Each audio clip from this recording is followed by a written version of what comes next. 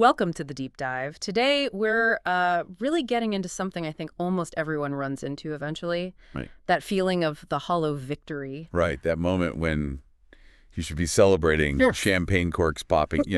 But instead, it's just quiet. hmm Or worse, you feel spent. Exactly. So we're going to cut through what we're calling the noise of striving.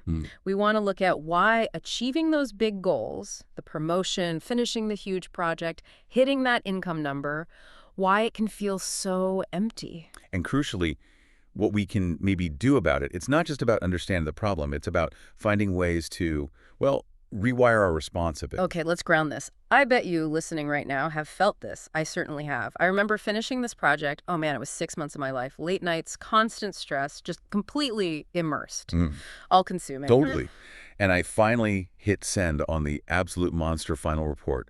Leaned back, waited for that, wave of relief or elation. Nothing, just flat, tired, honestly a little bit sick to my stomach. And my first thought wasn't, yes, I did it. It was, okay, what's the next fire I need to put out? Zero sense of arrival. That lack of psychological arrival, it's so common. It's one of the most frequent things I hear about from high achievers, from CEOs, artists, even parents after a big milestone. You've seen it too. Oh, absolutely. Yeah. For me, it was landing this big speaking contract. I chased it for like a year, got the signature, poured myself a glass of wine to celebrate. Right.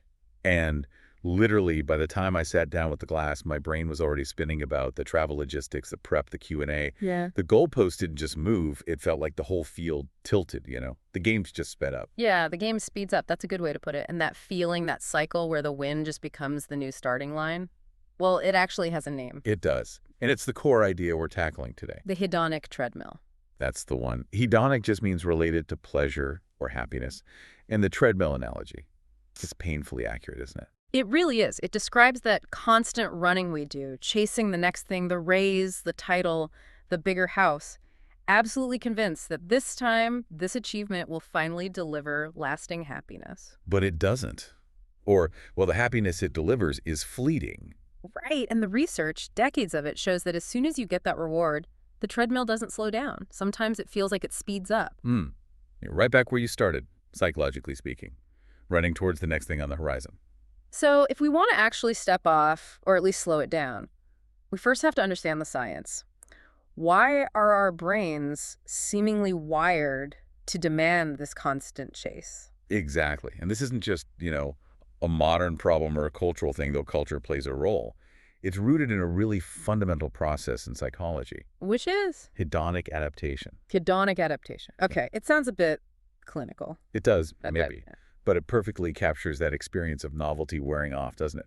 That disappointment when this shiny new thing just becomes the thing. Yeah. So how does it work? How is the brain wired to sort of betray our sense of accomplishment? Well, think about your brain's primary job. Survival. And to survive, it needs to be incredibly good at adapting to new circumstances, both good and bad. Okay, adaptation is key. Right. We all have this sort of psychological set point for happiness.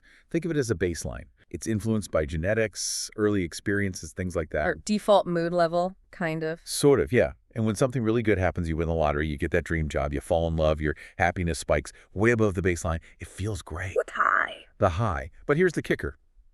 The brain is designed to quickly normalize that new situation, that fantastic new job. It just becomes your job. That amazing new car. It's just how you get around now. It gets integrated into your baseline. So we don't really savor the win, we just absorb it. It becomes the new average really fast. Precisely. And the power of this adaptation, this return to baseline, is really well illustrated by some classic research from the 70s. Philip Brickman and Donald Campbell were pioneers here. Yeah, I think I know the study you mean, the lottery winners and... Exactly. Lottery winners and accident victims who had become paralyzed. Two groups experiencing dramatic life changes, one seemingly incredibly positive, the other incredibly negative. And you'd think, logically, the lottery winners would just stay way happier, and the accident victims would remain devastated, right? That's the logical assumption. But Brickman and his colleagues found something much more nuanced. What was the big takeaway? Well, sure, there were initial spikes, huge happiness for the winners, deep despair for the accident victims. But after a relatively short time, often less than a year, both groups reported happiness levels surprisingly close to the average person's. Wow, less than a year. Yeah. The lottery winners just got used to the money. Buying things lost its thrill. Quitting their job became the new routine. And the accident victims, through incredible resilience and shifting their focus, maybe finding joy in different things, adapted to their new physical reality. Their overall happiness levels started to creep back up toward their previous baseline. So the adaptation works both ways. Good stuff becomes normal, and somehow people find ways to adapt to terrible stuff too. It's a powerful drive towards that set point, that amazing promotion you worked so hard for. Within months, it's just the job. But now with more stress, more responsibility, that incredible feeling fades. And that adaptation, that constant resetting, is what fuels the burnout crisis we're seeing everywhere now, isn't it? Directly. If the success you kill yourself to achieve just resets the bar higher, you're forced to push even harder next time just to get that same temporary feeling of accomplishment. It's a recipe for exhaustion. And there's data linking this treadmill effect to burnout. Oh, absolutely. The connection is stark. Look at the American Psychological Association's 2024 Work and Well-Being Survey. It found that 59% of U.S. workers feel emotionally exhausted. 59%. That's nearly 6 out of 10 people. That's staggering. It is. And think about it. These aren't people who are failing. Many are highly successful, highly engaged. They're achieving. That's the cruel irony, right? It's not the failure that's burning people out. It's the relentless pursuit and the fleeting nature of the rewards from success. Exactly. And you see this tension in Gallup's 2024 Global Workplace Report, too. It found something really interesting. Employee engagement, like dedication, effort, hitting goals, is actually pretty high in many places. So people are working hard. They are committed. Yes, but overall well-being, it's low. And it's often lowest among the most engaged. We're hitting the metrics, we're productive, we look successful on paper. But inside, we're suffering. We've cranked the speed on the treadmill way up, and we're paying a heavy price emotionally. Which leads us perfectly into the chemical driver behind all this running. We need to talk about dopamine, because I think there's a huge misunderstanding out there about what dopamine actually does. You are spot on. It gets called the pleasure chemical all the time, right? But that's way too simplistic and, frankly, kind of misleading. Yeah, if it were purely about pleasure, you'd think it would peak when we're, like, eating the delicious cake, not when we're thinking about ordering it. Exactly. But the research, especially from people like Morton Kringleback and Kent Berridge, shows something different. Dopamine isn't really the pleasure chemical. It's the anticipation chemical, the chase chemical, the seeking chemical. Okay. Anticipation, chase, seeking. So it's about the wanting, not the having. Precisely. The dopamine system evolved to motivate us to go out and get the things we need for survival food, shelter, mates. It peaks before we get the reward.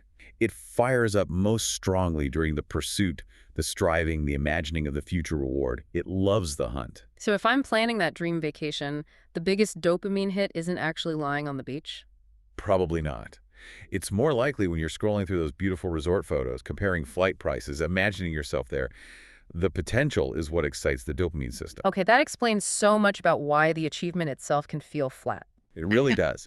Dopamine spikes to make sure you put in the effort, right? Yeah. To get you to do the work. But once the goal is actually achieved, the email sent, the deal closed, the item bought, the system kind of goes, okay, job done. And the dopamine levels dip. Ah, the dip, the post-achievement slump. That's it. That physiological dip is what contributes to that feeling of emptiness, restlessness, that, okay, what's next? Yeah. Feeling. Your brain, having gotten its reward fix from the anticipation, is immediately starting to scan the horizon for the next potential chase, the next thing to anticipate. Wow.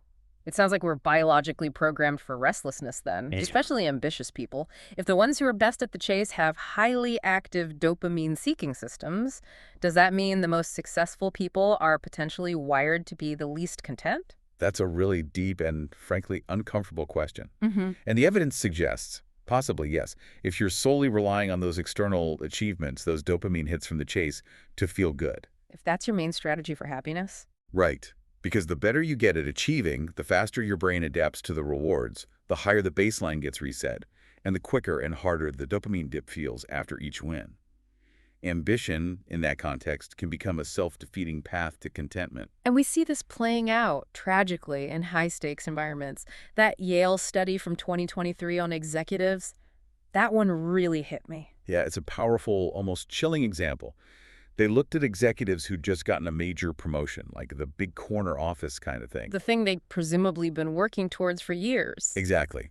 And they tracked their well-being. Now, You'd expect maybe some stress, but overall, a sustained boost in happiness and satisfaction, right? That's the narrative, yeah. Work hard, get promoted, be happy. What they actually found was the opposite.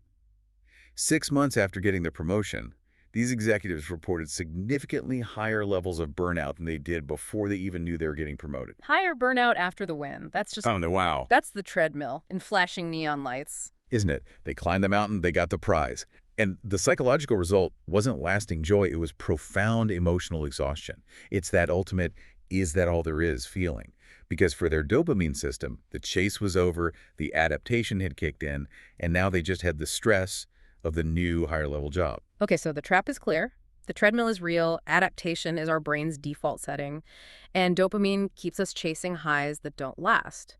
If status, titles, money, all that external stuff is subject to this rapid adaptation, where do we find genuine, sustainable, non-fading joy? We have to shift our focus dramatically. We need to stop pouring all our energy into chasing external metrics that we now know are designed to fade. And start investing where the joy is actually cumulative, where it reinforces itself over time. Precisely. And for the definitive guide on what actually leads to human flourishing, we have to turn to the longest-running study on happiness ever conducted. The Harvard Study of Adult Development. That's the one. It's truly remarkable.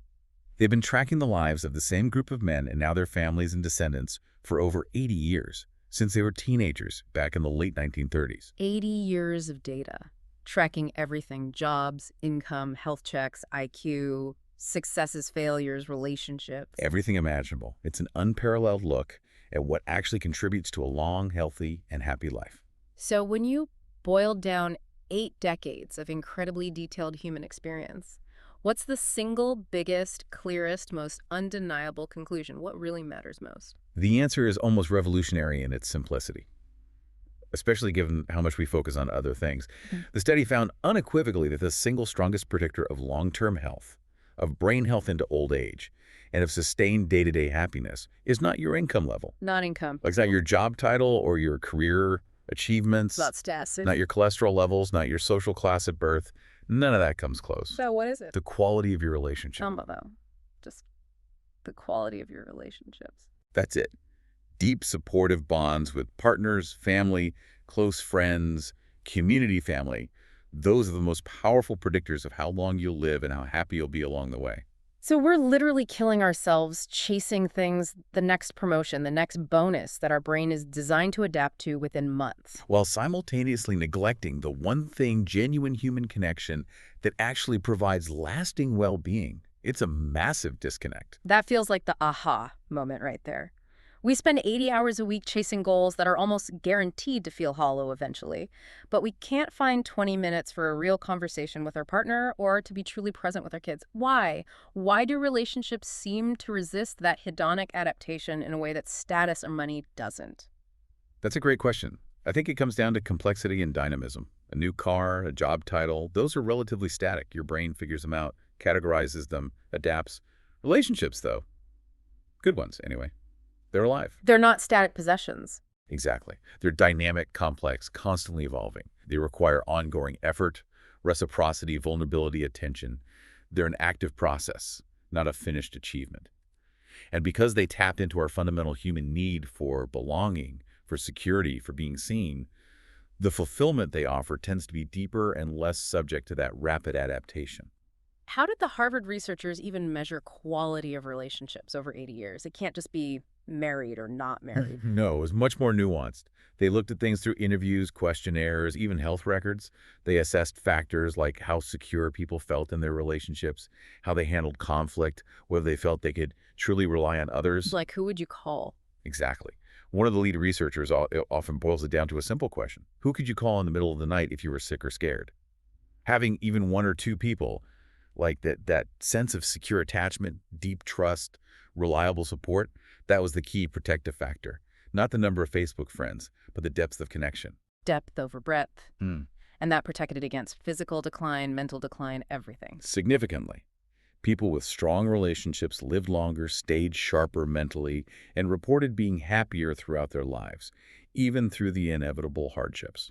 Okay, so the path forward isn't about eliminating ambition necessarily, but shifting the focus of our efforts, moving from chasing the next external win to cultivating presence and connection right where we are. Exactly.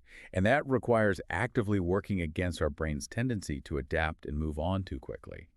It requires building in pauses, reflections, psychological speed bumps, if you will. Speed bumps, I like that. So how do we build them? You mentioned 3 micro habits based on the research. Yes, 3 small, actionable habits designed specifically to slow down that adaptation process and build more sustainable contentment. Let's get practical. What's the first one? The immediate intervention for that moment of achievement. Habit 1 is the savor pause. Okay, savor pause. You said 20 seconds. That sounds almost too small. That's the point.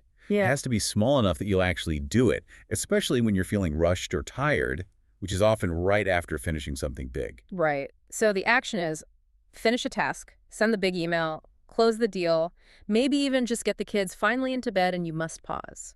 Must. Non-negotiable. For 20 seconds. No checking the phone, no opening the next browser tab, no scrolling social media. Just stop, And do what? Just sit there. pretty much. Sit there and consciously acknowledge the completion. Let yourself feel the relief, the sense of accomplishment, however small. Just notice it. Okay, I can already feel the internal resistance kicking in, my brain screaming, 20 seconds! We could be starting the next thing! This is inefficient! That's the treadmill talking. That's the ingrained habit of constant forward motion. It feels awkward, even wrong at first, because we're trained to value productivity above presence. But by immediately jumping to the next thing, we rob ourselves of the psychological reward of the thing we just finished. So the pause is about consciously interrupting that pattern. Exactly. Positive psychology researchers, folks like Fred Bryant and Joseph Virov, they talk about savoring interventions. These are deliberate acts of noticing, appreciating, and extending positive experiences. Yeah. And studies show they measurably boost life satisfaction and overall well-being. So it's like a little mini meditation on the win, giving the brain a chance to actually register task complete, stressor removed, feel the relief before the dopamine dips and the what's next kicks in. You got it. It's giving that effort, that accomplishment, a moment to land psychologically, preventing it from instantly becoming just another thing you did, already fading into the background. Okay, habit 1, savor pause, 20 seconds. Got it. What's habit 2? This one tackles the endless to-do list, right? Right. The treadmill feels infinite because often our workload is effectively infinite. There's always more to do. Habit 2 is designed to fight that feeling. Define enough Fridays. Define enough Fridays. I like the sound of that. What does it involve? It's a cognitive behavioral technique. Really simple. Sometime on Friday afternoon, maybe as you're wrapping up, you take 60 seconds, maybe a few minutes if you want to journal it, and you consciously write down what was enough for the week that just passed. Okay, defining enough. Not everything I possibly could have done, but enough. Precisely. You're setting an emotional boundary.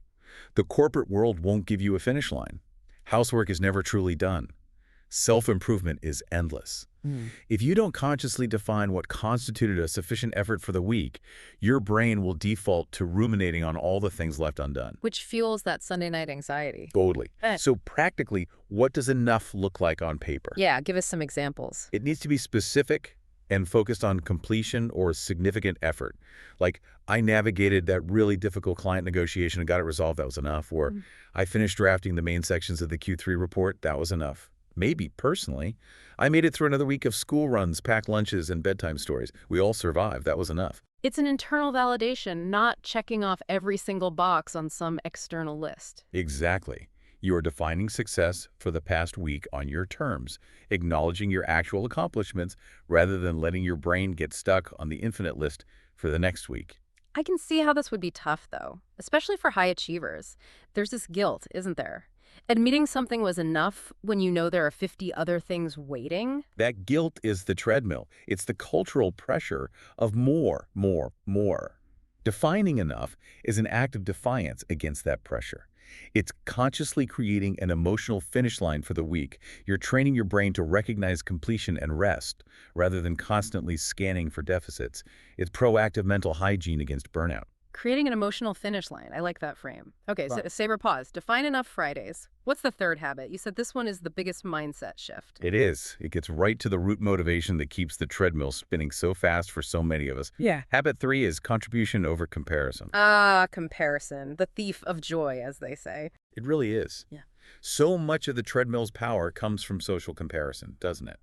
We're not just chasing success. We're often chasing being more successful than someone else. Yeah. Getting a better title than your colleague, having a nicer car than the neighbors, making sure your kid gets into the right school compared to your friends' kids. It's endless. Because no matter how high you climb, there's always someone higher, wealthier, seemingly happier, or more successful just around the corner, especially in the age of social media. Comparison is a game you literally cannot win. So if comparison is the toxic fuel, how do we switch tanks? What's the alternative? You shift your fundamental why. You move your core motivation from comparison, trying to win relative to others, to contribution. You stop asking, how do I beat them? Or how do I get ahead? And start asking, how can I help? How can I add value here? How can I make a meaningful difference to this person, this team, this community? So focusing outward on impact rather than inward on status. Exactly. This ties directly back to what psychologists like Edward Deci and Richard Ryan found with self-determination theory. Right, the intrinsic motivators. Yes.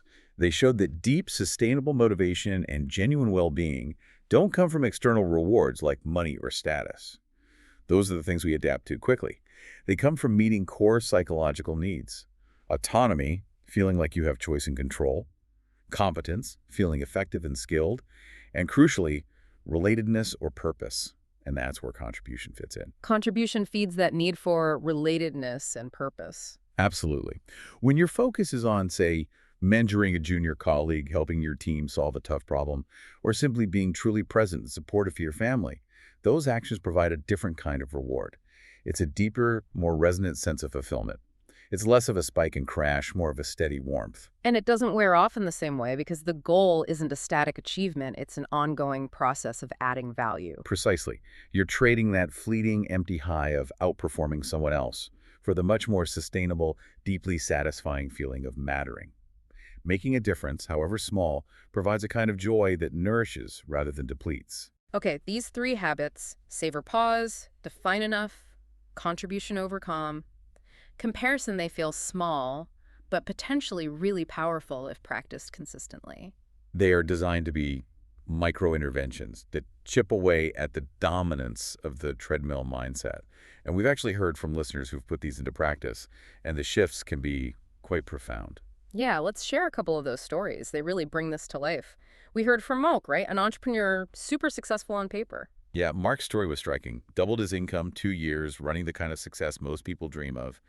But he emailed us saying he felt dead inside, totally disconnected, burned out, even though everything looked great from the outside. What did he trace that feeling back to? He realized he was so relentlessly focused on the next milestone, the next quarter's targets, that he wasn't actually experiencing or acknowledging any of the current successes along the way. He decided to try the savor pause. After every significant client call, every completed project phase. How did that feel for him initially? Imagine pretty weird for a driven entrepreneur type. He said it felt incredibly awkward, like physically uncomfortable to just sit still for 20 seconds. He felt this powerful urge to grab his phone, check stats, send another email, but he made himself do it. Close his eyes, take a breath, acknowledge the completion. And what happened over time? After a few weeks, he said it was like a light bulb went on. He realized just how much he hadn't been noticing the small victories, the moments of genuine progress, the relief of finishing something hard. He said the pause started to bring the color back into his work. It reconnected the effort with the feeling of accomplishment, moment by moment. Wow, bringing the color back, that's powerful. It's about actually experiencing the journey, not just racing towards a destination you won't even enjoy when you get there. Exactly. And then there was Sarah, the high school teacher. Her challenge was immense burnout from the sheer volume of work and emotional labor. Teaching has got to be one of the ultimate never enough jobs. The needs are endless. Totally. So Sarah started using the Define Enough Friday journal, taking those few minutes at the end of each week. How did that go for her? She told me the first time she sat down to write her enough list for the week, she actually started crying. Really? Why? Because when she honestly looked at the internal standards she was holding herself to, grading every single paper perfectly within 24 hours, creating 3 innovative new lesson plans from scratch every week, responding instantly to every parent email no matter the time, she realized it was impossible. Her internal definition of enough was literally beyond human capacity. Just seeing that laid out, that impossible standard she was judging herself against. It was a huge shock. Seeing it on paper helped her detach from it. She started consciously setting more realistic boundaries. Okay, Finishing the grading for these 2 classes and creating one really solid lesson plan, that is enough for this week. And did it make a difference to the burnout? Significantly. About 4 weeks in, she reported that her Sunday scaries, that awful creeping dread about the week ahead, were noticeably lower because she wasn't carrying the weight of that infinite, impossible to-do list into her weekend anymore. She had given herself permission to have actually finished, to have done enough. These stories just highlight it so clearly, don't they? The treadmill is a system. It runs on autopilot. Escaping it, or even just slowing it down, requires these conscious, deliberate interventions, these psychological speed bumps. Absolutely. So let's just quickly recap the core ideas from this deep dive. First, the hedonic treadmill. It's real. It's baked into our psychology and maybe even our biology. Second, your brain will adapt to achievements. That amazing feeling won't last unless you actively work to savor it and give it meaning. Reflection is key. Third, chasing external status money, titles, comparison is a fast track to adaptation to emptiness. Investing in genuine connection and contribution offers a path to more sustainable, cumulative joy. Yeah, ultimately, gratitude, presence, and focusing on how you can help others, those seem to beat the relentless pursuit of more every single time, according to the long-term data. So the real definition of success maybe isn't about the size of the goal you achieve, but about finding meaning, connection, and moments of genuine satisfaction right where you are day by day, using contribution as your guide, not comparison. Which brings us to the challenge for you, the listener. We want you to try one of these habits this week, specifically the first one. We're calling it the 20-second savor challenge. It's simple, but we really encourage you to commit to it for the next, say, 5 days. Here's how it works. Every day, identify and write down just one win. And it can be anything, big or small. You finished a tough report, you nailed a presentation, you resisted the urge to snap at someone, you finally cleaned out that drawer, you just made a really good cup of coffee. Anything that feels like a completion or a small success. Write it down. And then comes the crucial part, the non-negotiable part. Put everything away. Phone down, computer off, close your eyes if you can, set a timer on your watch or phone for 20 full seconds. And for those 20 seconds, just sit with it. Breathe. Consciously savor the feeling of having completed that one thing. Acknowledge the effort it took. Feel the relief, the satisfaction, the quiet pride. Let your brain actually register the win before it jumps ahead. 20 seconds. That's it. But do it deliberately. Give yourself that tiny space to actually experience your own accomplishments. If you try this, even for a few days, notice how it feels. Does it feel awkward? Does it start to shift anything? You're essentially practicing stepping off the treadmill one tiny pause at a time. And look, if this whole deep dive resonated with you today, if you felt seen in those stories of the hollow victory or the burnout, maybe do us a small favor. If you got value from this conversation, if it sparked some thinking, the best way to support this work is to simply tap like or hit that follow or subscribe button wherever you're listening right now. And maybe share this deep dive with one other person you know, someone who might be running really fast on their own treadmill and could maybe use permission to pause or to redefine what enough looks like for them. And as a final thought to leave you with this week, maybe reflect on this. If the Harvard study is right, and quality relationships are the single biggest predictor of a long and happy life, what might you be sacrificing in pursuit of things that matter far less? Something to think about. We'll see you next time as we keep trying to help you cut through the noise And find more of the joy.